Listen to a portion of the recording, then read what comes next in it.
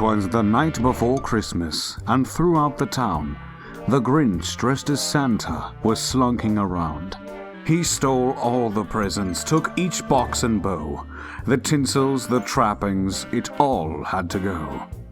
He tipped and he toed, sneaky, silent, and swift. Not making a sound, he Saint-Nicked every gift. The Grinch stopped a laugh from escaping his teeth as he snatched up the very last holiday wreath. The night's almost up, but that won't stop my fun. Just one final house, and the job's said and done. He slipped and he slid down the chimney once more, and began stealing presents and toys like before. He was just getting ready to clean out the place, when a man suddenly grabbed the Grinch by the face. Did he know there was danger? Was it just a hunch? Whatever the reason, he screamed, "Falcon, punch!" The Grinch yelled in pain and flew off like a brick. Then the mystery man shouted out, "Falcon kick!"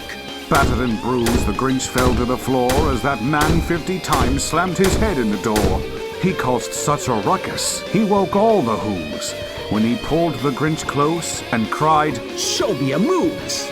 And a bright Christmas star was then said to appear as the Grinch burned up in the stratosphere.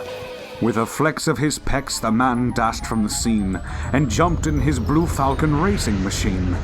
It screamed down the hill in a bright burning flash and reduced most of Whoville to large piles of ash. Then the captain returned every toy from the tote, shoving every Who's gifts forcibly down their throat. They mumbled their thank yous, all choked up with cheer, and so Captain Falcon saved Christmas that year. Yes!